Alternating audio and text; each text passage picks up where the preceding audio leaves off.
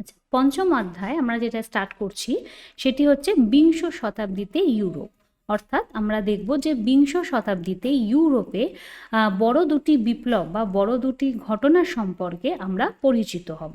প্রথম হচ্ছে রাশিয়া সম্পর্কে জানব এবং সেই সংক্রান্ত রুশ বিপ্লবের কথা পড়ব, এবং তার সাথেই যেটি আসবে সেটি হলো প্রথম বিশ্বযুদ্ধ, যেটা প্রথম বিশ্বযুদ্ধ সম্পর্কে ডিটেলে আমরা আলোচনা করব। তো প্রথমে আমরা পড়ি রুশ বিপ্লব। তবে রুশ বিপ্লব সম্পর্কে জানার আগে রাশিয়া সম্পর্কে একটু আমাদের জেনে নিতে হবে, বুঝে নিতে হবে। দেখো, আমরা সকলেই জানি যে রাশিয়া মানেই হচ্ছে কিন্তু একটি সমাজতান্ত্রিক দেশ। তো রাশিয়ান সম্রাটদের কি বলা হয় সেটাও আমরা জানি, তা হলো জার। জারবাদ বলতে রাশিয়ান রাজতন্ত্রকে বোঝায়, যা ঐশ্বরিক অধিকারের ধারণায় ছিল বিশ্বাসী। অন্যদিকে সমাজতন্ত্রের ধারণা বলতে আমরা কি বুঝি? অন্যদিকে সমাজতন্ত্র বলতে বোঝায় একটি নির্দিষ্ট ধরনের বা একটি বিশেষ ধরনের অর্থনৈতিক, সামাজিক এবং রাজনৈতিক ব্যবস্থা। মার্কস এবং অ্যাঙ্গেলসের বৈজ্ঞানিক সমাজতন্ত্রের মতবাদ থেকে রাশিয়ায় সমাজতন্ত্রবাদের ধারণার উদ্ভব হয়েছিল। তারা মানে এই কার্ল মার্কস এবং মার্কস অ্যাঙ্গেলস, এরা দুজনেই কমিউনিস্ট ম্যানিফেস্টো বলে একটি গ্রন্থের রচনা করেছিলেন। তো তারা কমিউনিস্ট ম্যানিফেস্টো গ্রন্থে মানব সভ্যতার বিবর্তনের কয়েকটি পর্যায়ের বিবর্তন দিয়েছিলেন।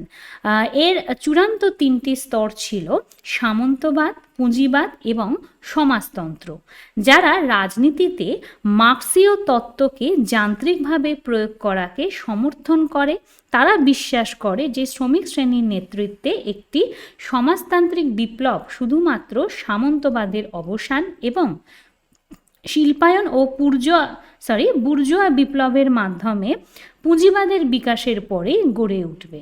অর্থাৎ তারা এমন একটি সমাজের চিন্তাভাবনা করেছিলেন বা পরিকল্পনা করেছিলেন যেখানে তারা কি ভেবেছিলেন যে সব ধরনের সামন্ততান্ত্রিক নিপীড়ন বা শোষণের অবসান ঘটবে এবং তারপর এমন একটি সমাজ ব্যবস্থা প্রতিষ্ঠিত হবে যেখানে সব মানুষ তাদের ন্যায্য অধিকার ফিরে পাবে এবং যেখানে সকলের সাম্য থাকবে, স্বাধীনতা থাকবে।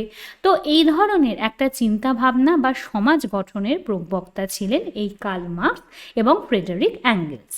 তবে রাশিয়ায় লেনিনের নেতৃত্বে বলশেভিক পার্টি পুঁজিবাদের চূড়ান্ত বিকাশের জন্য অপেক্ষা না করে জারবাদ থেকে বিপ্লবের মাধ্যমে সমাজতন্ত্র প্রতিষ্ঠা করে। তাহলে আমরা দেখতে পারি কি যে এই লেনিনের নেতৃত্বেই কি হয়েছিল, যেখানে রাশিয়ার পুঁজিবাদী সমাজ ব্যবস্থা থেকে সমাজতান্ত্রিক ব্যবস্থাতে উত্তরণ ঘটেছিল।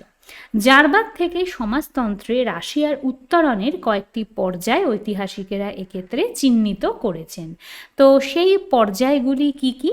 যেমন দেখব, এই জারবাদের বিরুদ্ধে প্রথম বিপ্লব হয়েছিল কবে না 1905 খ্রিস্টাব্দে। তারপর 1917 সালের মার্চ মাসে বিপ্লবের মাধ্যমে জারবাদের পতন ঘটেছিল।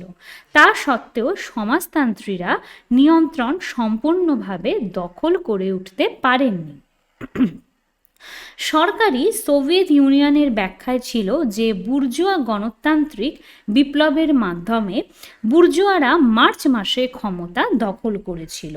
সমাজতান্ত্রিক বলশেভিক দল তখন একই বছরের নভেম্বর মাসে বিপ্লবের মাধ্যমে ক্ষমতা দখল করে। এইভাবেই আমরা দেখতে পাবো কি যে রাশিয়ায় একটি সমাজতন্ত্র প্রতিষ্ঠিত হয়।